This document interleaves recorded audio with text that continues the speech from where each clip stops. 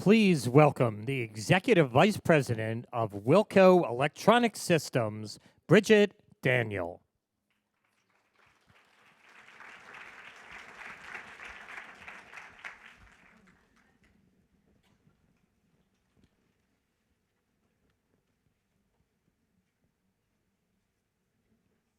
Hi, everybody. Is this on? Okay.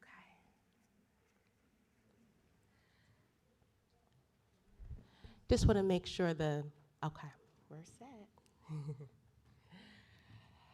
So it's 2015, and Uber is the world's largest taxi company, but it has no vehicles. Facebook is the world's most popular media content owner, but it creates no content. Alibaba is the most valuable retailer, and it has no inventory. And Airbnb, that's the world's largest housing accommodation provider, and it owns no real estate. So this is the state of technology, and this is our internet economy. And it's probably more than an understatement that technology is literally dictating and changing how we live, learn, and earn. I mean, it's a must-have, a must-need, a must-for everything, from finding and keeping a job to even finding and keeping love. Like, you need it for everything. And it's moving faster every day. So even if we just look at this timeline, we can really see how the technology has evolved over the last 10 years. So, for example, like, what were we doing before 1998? How are we finding anything, right? You know, before 2004, who even got poked, and what did you even care, like, for what people had for breakfast? You know, how do we find jobs before 2002? When did you walk down a street and never saw anyone with an iPhone, right? What's JK, hashtag LOL, what? 2006, what was that before Twitter? And then 2009, the guy who invented Twitter invented Square, which processes 300 million transactions a day. And then there's Instagram, right? Because how else would we curate and figure out and who's doing what on pictures that we can share for everyone? So the other trend about this timeline, though, is that every company that's on here is worth over $1 billion. It took the television and cable industry half a century to get to $1 billion business. It took Instagram a year and a half, right? So technology is changing everything that we do, except around the conversation about diversity in technology. So in the United States, we have right now a big problem. There is very little diversity in technology. I don't think you could be a professional in the technology sector and not have heard about the lack of diversity or just the lack of people of diverse backgrounds in the industry. It's a big deal. I mean, it's a huge issue. And it's one of national importance from the White House all the way down to every house in this room. Because diversity in tech matters. And it matters for two reasons. I mean, one, we've seen the power of technology. We know how pervasive it is and how many aspects of our total lives that it controls on a daily basis. And of course, the more diverse voices represented, the more innovation and technology is invented. But let's take it a step further. So here's another reason. 2040. Does anyone know what that even means, what that might mean? Because I was very surprised when I found out that that's the census year. By the year 2040, minorities will be the new majority. So Blacks and Latinos are the fastest growing population in the United States. In 2013, 13.2% of the United States population was Black, and then 17% were Latino. To date, Black and Latino represents approximately $3 trillion of buying power. But by 2040, those numbers are going to dramatically increase. So we reach this 2040 year, and minorities are still underrepresented, underserved, digitally illiterate, unemployed, or don't have the same access to technology and opportunities in technology. It's a problem for everyone. Because who's gonna drive innovation, right? Who's going to hire? Who's going to be around for you to hire? What's going to happen to all that untapped consumer market share? So let's look at this in terms that we can all maybe see and feel more in this room. So this is a map of Philadelphia in color, literally. This is probably one of the most concentrated maps of racial populations that exist right now. But just take a look at it because, so just to kind of point out, so the blue dots represent white people, Caucasians. The green represents African Americans, Black people. The red represents Asians, and the orange represents Latino communities. But Julie, just take a look at it. I find this so interesting. I mean, because see how the colors are displayed and how they're grouped and like where they're grouped? So this map was created by the University of Virginia, and it's stunningly comprehensive because it draws on data from the 2010 census, and it shows one dot per person color-coded by race. And the study looked at the entire country. So every major city has a map, and every map tells a story. But this is Philadelphia's story. This is us in color. This is our past. This is our present. And in some ways, this is probably going to be our future. So, good afternoon, everyone. My name is Bridget Daniel, and I, like everyone else, am very excited to be here today to speak at Philadelphia Magazine's 2015 ThinkFest with these amazing speakers. It's an honor and very much a privilege to be able to share this opportunity to just offer my ideas and thoughts about this topic. Because at the end of the day, you know, I love my city. I really do. I love Philadelphia. Well, sometimes I really just want to strangle the city too. It's a love-hate relationship, but I'm from Philly and I feel like I can have that right, and anyone else from Philly can have the right to love and hate, particularly your sports teams. But for the most part, we're here. We are Philadelphians. I love my city. My family is here. My mother and father, they met here. I was born and raised here. I did go back. I did leave for a little bit. I went to Spelman in Atlanta, Georgia, and then I went to, yay! And then I went to Georgetown for law school in DC. And I could have gone anywhere. I could have gone to California, New York, but I decided to come back to Philadelphia. And I decided to come back for another reason because my family also has a business here. And I think family business is so important. So my father came to Philadelphia in the 1950s, and he came up from North Carolina, and he started and built a cable company called Wilco Electronic Systems. And we are now one of the last Black-owned Wilco, actually cable companies left in the country. And during the 1980s, when there were tons of cable companies, and cable was the new technology, our family was actually responsible for bringing cable into Philadelphia before it first was even something that people wanted. And because the way Philadelphia looks, as we saw on that map, for 40 years, we've been able to provide and carve out a niche for our business of providing affordable cable and technology services to minority communities who are underserved or just plain overlooked. But we were able to do that also because we understand these communities. And not just because we're Black or because we're, African American like these communities, but because my father and now myself understand the value of the green, literally and figuratively. The green, right? Because to us, the green represents not only Black people, but it represents opportunity, and it represents the potential of the business of the marketplace. And that's one of the reasons why we've been able to be in business for over 40 years in the cable business in Philadelphia. What? I mean, just a clap on that. Like, we've been around for a long time because we tapped into the colors.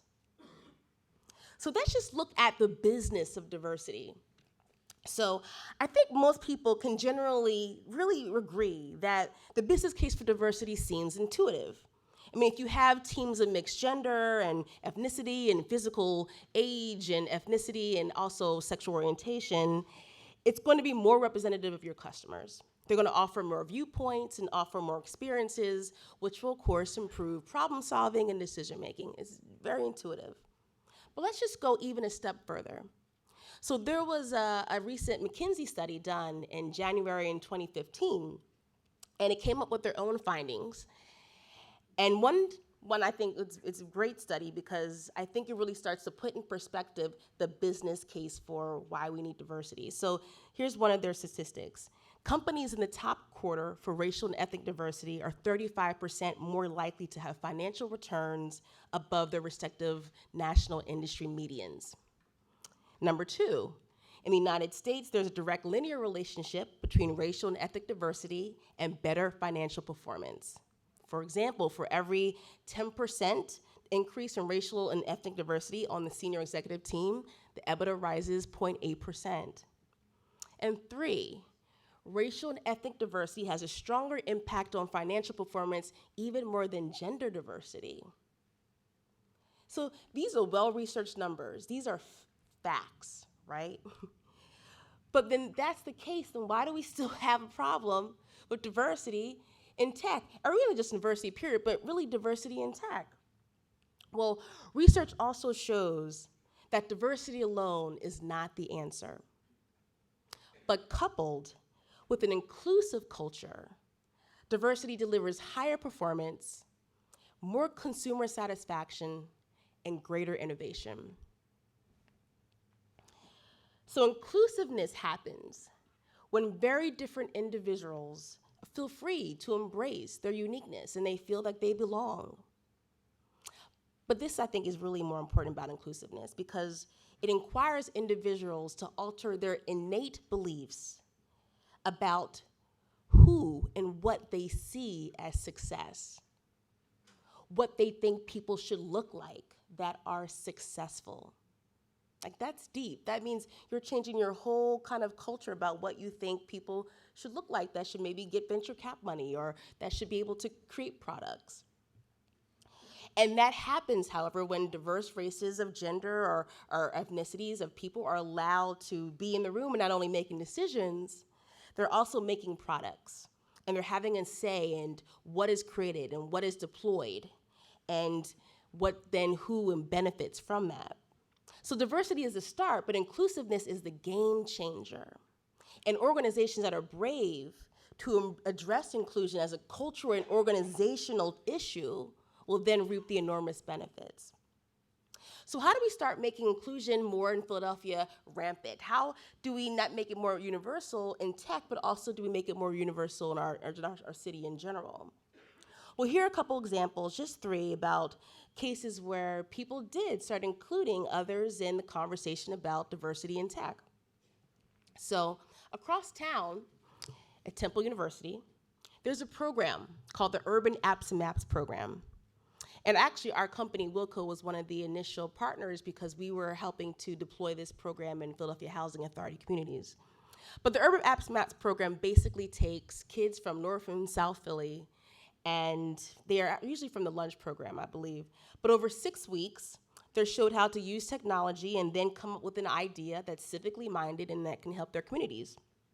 So one idea that came out of that program was a mobile app that when someone is shoplifting in a store, you can take a picture of that person and it's immediately sent out to every other store owner in the mall. The kids called it Gotcha.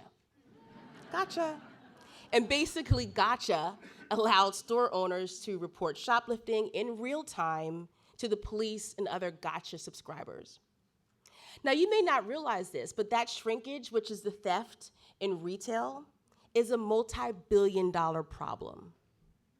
So that means that 6 kids out of South Philly that had never touched a computer before solved a $6 billion problem. And they probably didn't even realize they were doing it, right?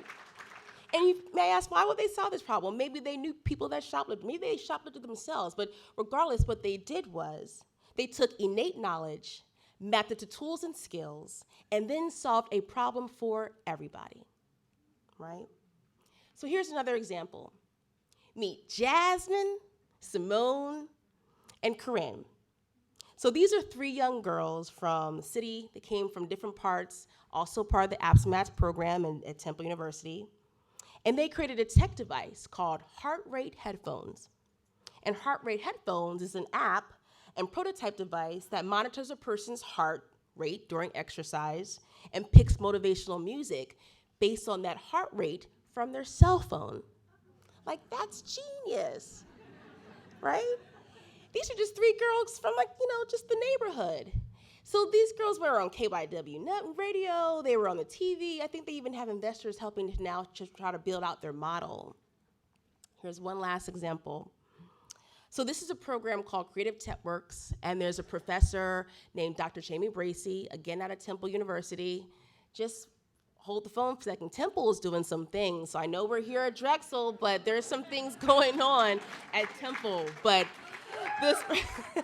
so Creative Networks is a program where inner city kids are taught how to create wearable tech products on their clothes, their shoes, their hats, you name it. So here's a picture of students working on a tech product that involves a fitness shoe with foot sensory LED lights, so that it helps signal drivers to know when people are running in the dark. So the wearable tech market for technology in 2015 is $20 billion. It will reach $70 billion by 2025. And wearable tech products in the healthcare sector, such as heart rate headphones that those 3 young ladies had invented, is the most dominant wearable sector in the world. It's going to only grow rapidly. So what does that tell us? Because to me, it tells me that there are $1 million ideas right in the hood. And Philadelphia is made up of neighborhoods, right?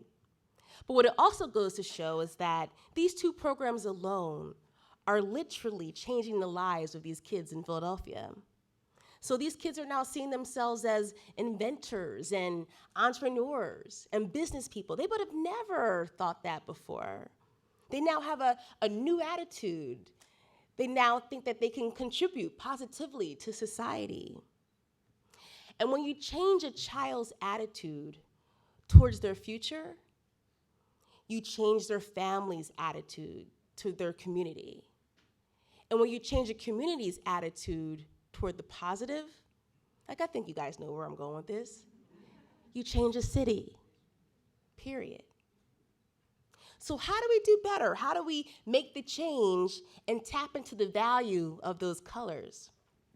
Well, we can first start by looking at diversity as an opportunity, period. And we can also do this, because this is particularly germane to Philadelphia. We should, 1, focus on small businesses. There's about approximately 6,000 local tech firms in Philadelphia. It's a missed opportunity if the local tech firms look like the large tech firms in the country with the same demographics, which is white, male, and Asian. That's a missed opportunity. Small businesses and tech firms in Philadelphia should try to attract and hire and retain homegrown talent for home court advantage. 2, leaders who get involved or should get involved and make diversity and inclusion the #1 priority when you're building your business. 3, and I think even Sam Schwartz mentioned this, we need to collect better data. So this is a heads up to Technically Philly. I know that we talked about this with Chris Wink, but this is really important. The data allows us to quantify the problem. And the more we know where the problem lacks, the more we can fill in the gaps. And 4, we need to expand the recruitment network. I think a lot of people, at least I hear a lot of people say, I don't know where to find people, where's the talent? Or they say there's not that many minorities who have computer and science and engineering degrees, so they just don't know where to go. But I say, well, then go where you haven't gone before, right? Go to an HBCU, which is historically Black college. Go to a women's college. Go to community colleges. There's local organizations here in Philadelphia, such as the Urban Technology Program, Encoded by Kids. If you continue to go to the same places and ask the same people, you will get the same results. We need to do things differently if you want to start a new pipeline of talent. We need to tap again into the colors. Because I will say this, embracing diversity and inclusion, it doesn't just apply to the tech sector. It applies to all of Philadelphia's businesses, media companies, cultural institutions, any community anchor institutions, really any entity that says they are a voice for Philadelphia. Because when any organization puts something out into the world, whether it's a tech device or content enabled by technology, which is all content, we have to ensure that diversity is not ignored, it's not disrespected, and our communities are not made to feel insignificant. Because when that happens, it's polarizing. That doesn't help our city. That doesn't bring people together and move us forward. Because remember, like, we're a city of color. And if we're gonna start growing and making a difference, we have to start looking at our communities rather than ignoring them or not trusting them or not seeing them. Because diversity, at the end of the day, is a strategic imperative. And it's really our birthright. We saw that. It's our Philadelphia birthright, and it's critical to our success and our future. Because if not anywhere else, Philadelphia should be the hub for diversity in tech. So let's disrupt the culture a little bit.